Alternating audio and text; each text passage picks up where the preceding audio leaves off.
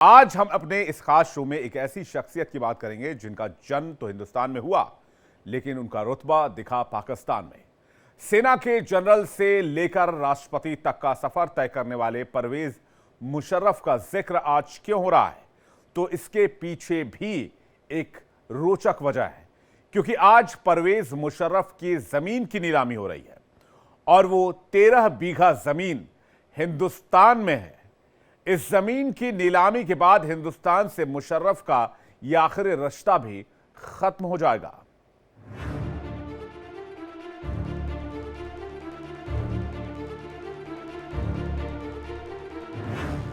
अब खत्म हो जाएगा वो आखिरी रिश्ता।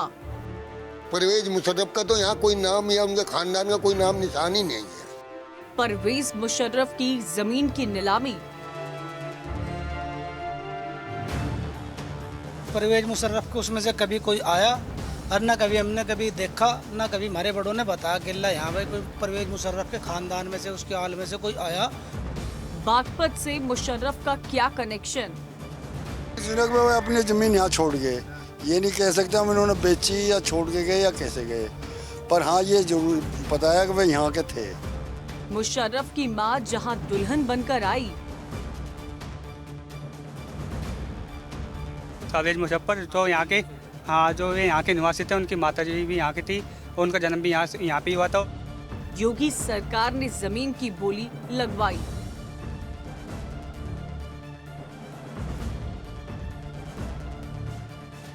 उस 13 बीघा जमीन का खरीदार कौन?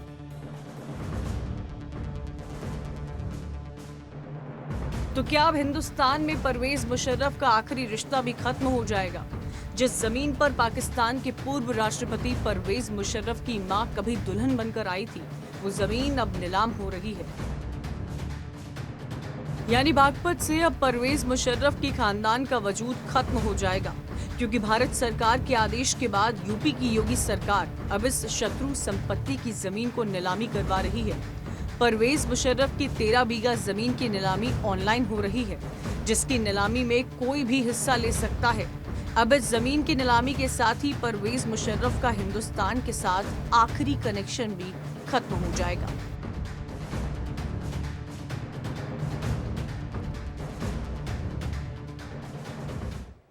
यूपी के बागपत में मुशर्रफ के पुरखों की 13 बीघा जमीन है, जिसकी नीलामी का आज आखिरी दिन है। अब जिसने भी इस जमीन की बढ़ चढ़ कर बोली लगाई होगी, ये जमीन उसकी हो जाएगी। भारत सरकार ने मुशर्रफ की जमीन को शत्रु संपत्ति घोषित करके उसे बेचने का आदेश दिया था। बागपत की जमीन से मुशर्रफ का रिश्ता भी बहुत पुराना है, क्योंकि बागपत में वही गांव है जहां मुशर्रफ की मां दुल्हन बनकर पहली बार आई। अब जब मुशर्रफ की पुश्तैनी जमीन बिक जाएगी, तो हिंदुस्तान के रिश्ते का मुशर्रफ के साथ आखिरी वजूद भी खत्म हो जाएगा। वैसे एक बात यह भी है कि मुशर्रफ भी जीते जी इस जमीन पर आना चाहता था।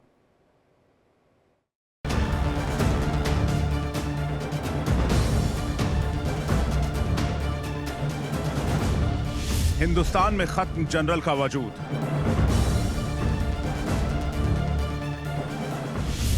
आज आखिरी रिश्ता भी टूट गया।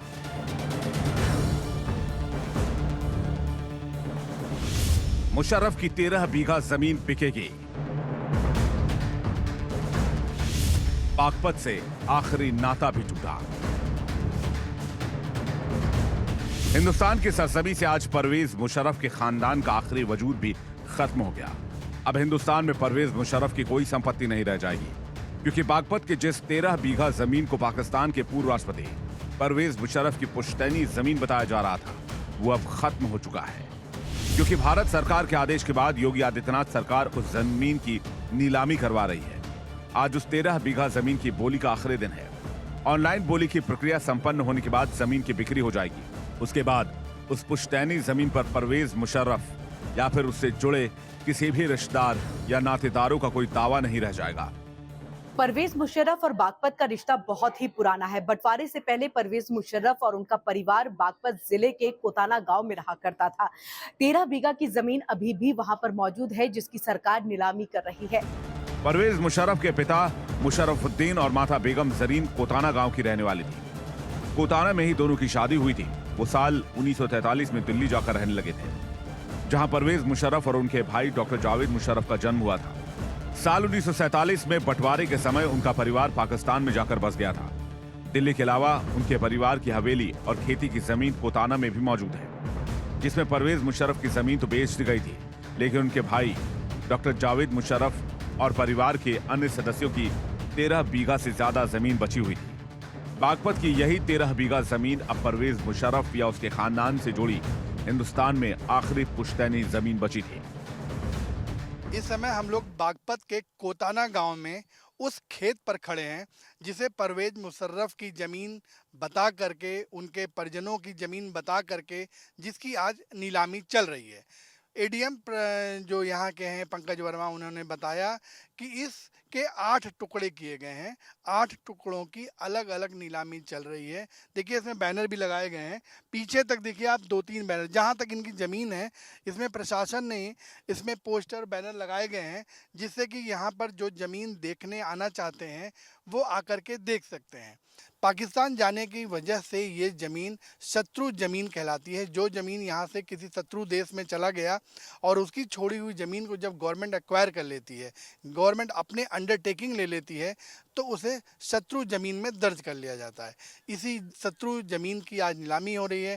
देखिए पोस्टर पे भी लिखा हुआ है बाकायदे शत्रु संपत्ति। ये शत्रु संपत्ति है और इसकी नीलामी की जा रही है। शाम तक अब ये शत्रु संपत्ति नहीं रहेगी, इसका मालिकाना हक बदल जाएगा और भारत का कोई नागरिक इसका मालिक होगा। इसके बाद ये शत्रु संपत्ति का जो पोस्टर है, बैनर है, जो इस पे शत्रु संपत्ति दर्ज है, वो आज के बाद समाप्त हो जाएगी। इस जमीन से परवेज मुशर्रफ और उसके परिवार का बहुत गहरा लगाव था, क्योंकि परवेज मुशर्रफ की मां बेगम जरीन इसी गांव पर पहली बार दुल्हन बनकर आई थी। बंटवारे के बाद परवेज मुशर्रफ का परिवार पाकिस्तान चला गया, लेकिन साल 2001 में परवेज मुशर्रफ की मां जरीन भारत के दौरे पर आई थी और उनकी दिली इच्छा थी कि वो बागपत जाएं, लेकिन अपने पुश्तैनी गांव कोताना जाने की उनकी इच्छा पूरी नहीं हो पाई थी। परवेज मुशर्रफ का परिवार बंटवारे से पहले बहुत संपन्न था। उनके दादा टैक्स कलेक्टर थे, उनके पिता भी बड़े अफसर थे। उनकी मां 1940 में एएमयू से पढ़ी हुई थी। 2001 के परवेज मुशर्रफ की मां के भारत दौरे में वो लखनऊ, दिल्ली और एएमयू में विजिट करने पहुंचे। परवेज मुशर्रफ की इस 13 बीघा पुश्तैनी जमीन के बारे में जब एडीएम से पूछा गया तो उन्होंने कहा कि कोताना गांव में शत्रु संपत्ति के 8 प्लॉट हैं, जिनका क्षेत्रफल 2 हेक्टेयर है और भारत सरकार ने साल 2010 में से शत्रु संपत्ति घोषित कर दिया था। इस जमीन के दस्तावेज नूरू नाम के शख्स के नाम पर दर्ज हैं, जो कोताना गांव का ही रहने वाला है। वो भी साल 1965 में पाकिस्तान चला गया था। एडीएम का कहना है कि परवेज मुशर्रफ के नाम से राजस्व के रिकॉर्ड में कोई जमीन हमारे यहाँ दर्ज नहीं है, लेकिन नूरू परवेज मुशर्रफ के ही परिवार का सदस्य है, जो पाकिस्तान बनने के करीब 18 सालों तक कोताना में ही रहा, लेकिन साल 1965 में पाकिस्तान चला गया। कुल 8 प्लॉट हैं ग्राम कोताना और तहसील बांगर में। क्षेत्रफल लगभग 2 हेक्टेयर का है, जिसकी आज नीलामी हो रही है और ये custodian of enemy properties Bharat सरकार के द्वारा घोषित शत्रु संपत्ति हैं, जिसकी नीलामी आज चल रही है। देखिए राजस्व अभिलेखों में ये नूरू पुत्र अलादीन के नाम दर्ज है, जो 1965 में पाकिस्तान चले गए थे और वहाँ की उन्होंने नागरिकता ग्रहण कर ली थी। देखिए संसद ने 1968 में शत्रु संपत्ति पंजीकरण और संरक्षण अधिनियम पारित किया था। इसके अनुसार जो भी लोग बंटवारे के बाद 1947 और 1965 और 71 के बाद पाकिस्तान चले गए थे और वहाँ की नागरिकता ग्रहण कर ली थी, तो उनकी संपत्ति, वो सभी चल और अचल संपत्तियों को शत्रु संपत्ति के रूप में घोषित किया गया है। ये कोई भी नागरिक जो शत्रु देश में जाकर रह रहा है, उन्हीं की संपत्तियों को शत्रु संपत्ति घोषित किया जाता है और वही शत्रु संपत्तियाँ कहलाती हैं।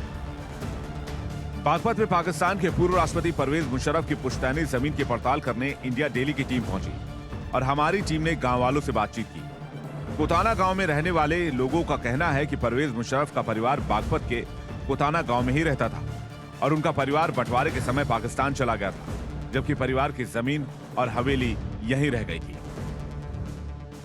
इस समय हम लोग कोताना गांव में हैं और जैसा कि आप देख ही रहे हैं कि चर्चा है कि प्रशासन एक ऐसी ज़मीन की नीलामी करवा रहा है जिसमें बोली लग रही है और बताया जा रहा है कि वो ज़मीन पूर्व राष्ट्रपति पाकिस्तान के परवेज मुशर्रफ के खानदानी जमीन है। सरकारी दस्तावेजों में भी कहीं परवेज मुशर्रफ के किसी परिवार का कोई जिक्र नहीं है।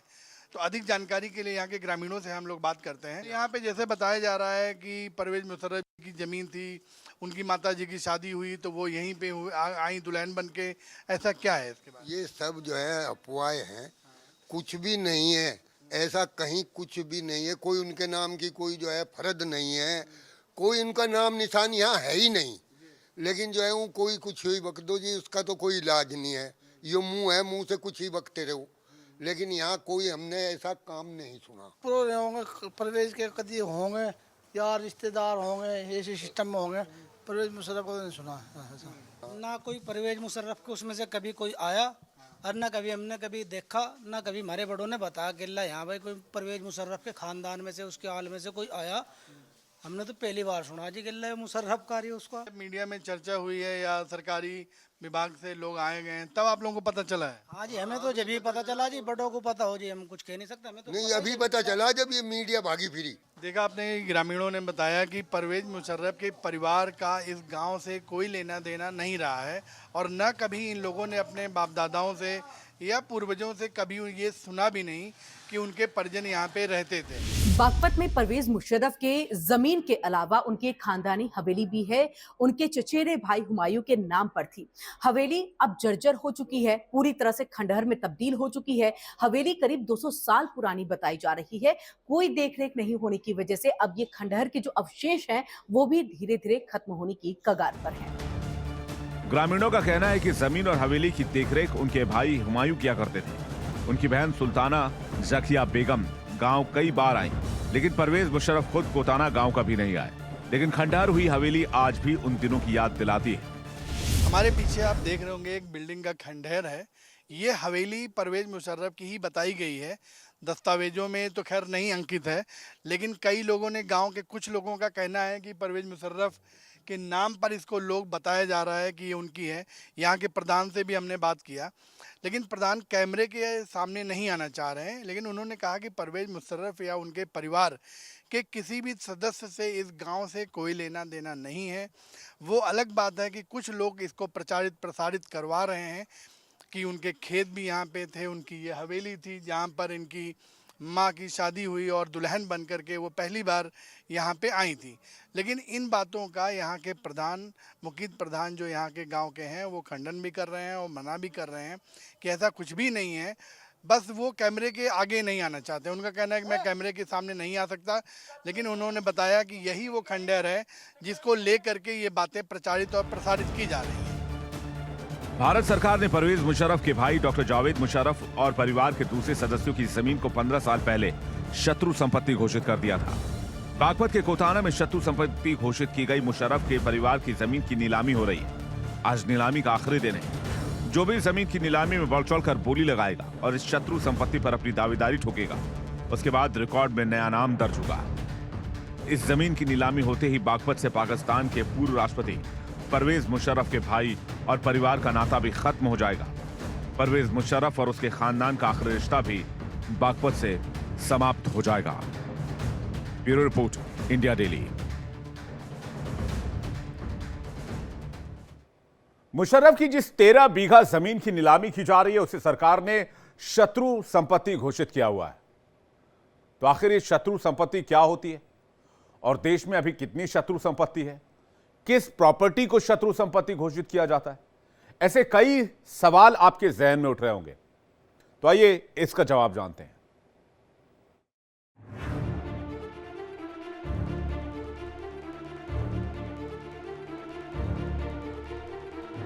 बागपत में पाकिस्तान के पूर्व राष्ट्रपति परवेज मुशर्रफ की जिस पुश्तैनी जमीन की नीलामी हो रही है, उस पर दुनिया भर की नजर है। लेकिन क्या आपको पता है, परवेज मुशर्रफ के खानदान की जो संपत्ति बेची जा रही है, उसे भारत सरकार ने साल 2010 में शत्रु संपत्ति घोषित कर दिया था। यानी उस संपत्ति पर अब भारत सरकार का कब्जा है।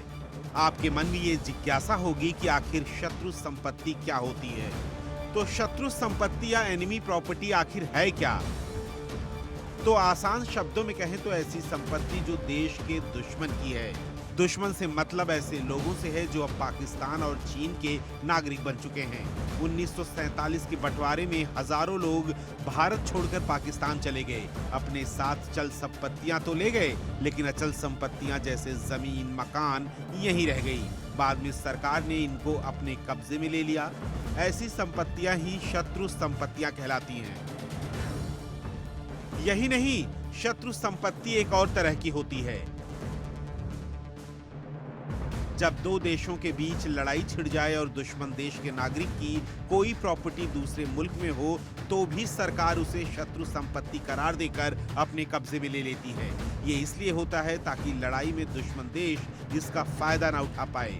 साल 1962 में जब भारत चीन की लड़ाई हुई और 1965 और 1971 में पाकिस्तान से युद्ध हुआ, तब भारत ने भी एनिमी प्रॉपर्टी एक्ट के तहत उनके नागरिकों की संपत्तियां अपने कब्जे में ले ली थी।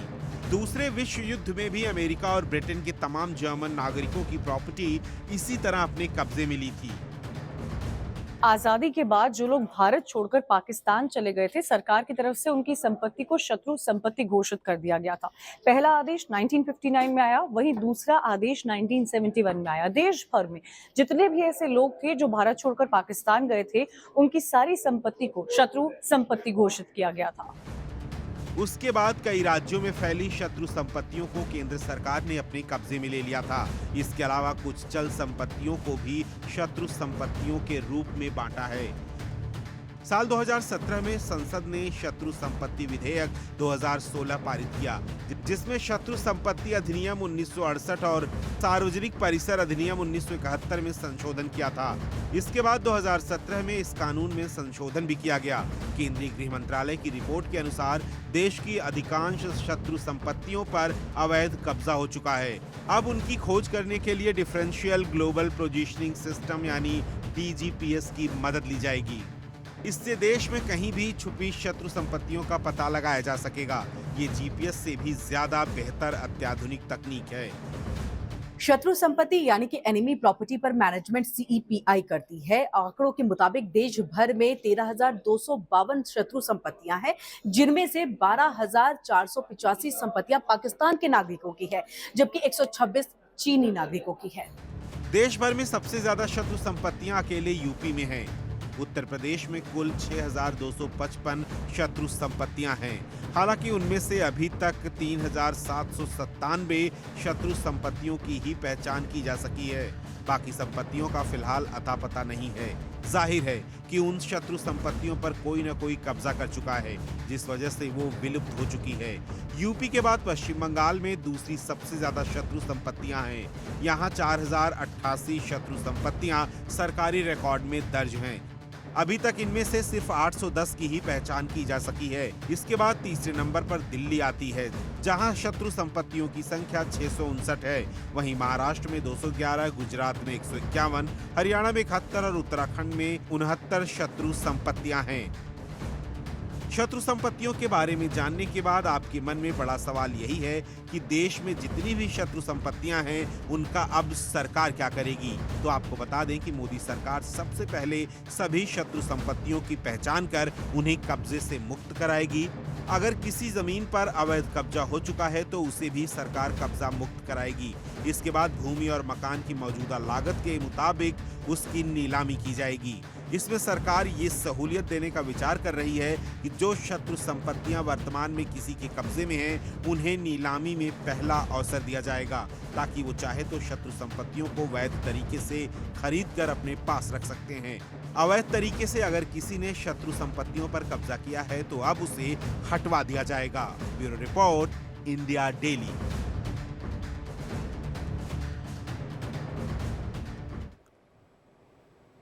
तो अभी तक आप शत्रु संपत्ति समझ गए, देश में कितनी शत्रु संपत्ति है वो भी समझ गए। अब समझिए परवेज मुशर्रफ के बारे में। सेना का वो जनरल जो पाकिस्तान की सत्ता के शीर्ष तक पहुंचा, जो शख्स विवादों से जुड़ा रहा, विवादों से पुराना नाता रहा इसका।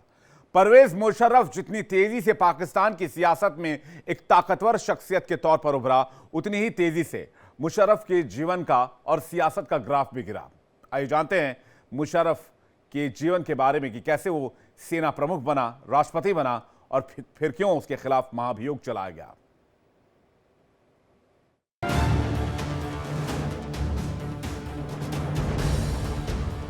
वैसे तो परवेज मुशर्रफ का जन्म हिंदुस्तान में हुआ, लेकिन वो पाकिस्तान की सियासत में एक मजबूत शख्सियत बनकर उभरे हैं।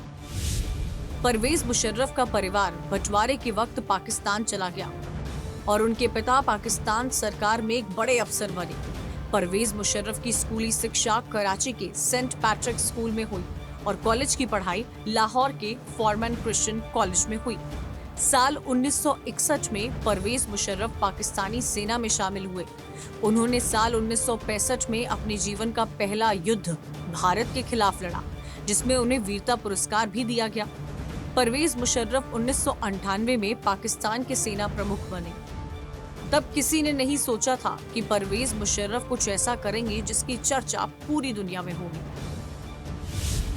साल 1999 में परवेज मुशर्रफ ने पाकिस्तान में तख्ता पलटकर प्रधानमंत्री नवाज शरीफ को पद से हटा दिया और सत्ता हासिल कर ली।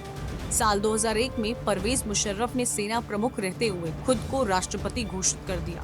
उसके बाद साल 2002 में विवादास्पद जनमत संग्रह के बाद मुशर्रफ 5 साल के लिए पाकिस्तान के राष्ट्रपति बन गए। मुशर्रफ पर आरोप लगा कि वो चुनावों में धांधली करके जीते थे। 6 अक्टूबर 2007 को मुशर्रफ फिर एक बार राष्ट्रपति चुनाव जीते, लेकिन इस बार उन्हें सुप्रीम कोर्ट के आदेश का इंतजार करना पड़ा। सुप्रीम कोर्ट ने 2 नवंबर को चर्चा की और 3 नवंबर 2007 को मुशर्रफ ने पाकिस्तान में आपातकाल लागू कर दिया।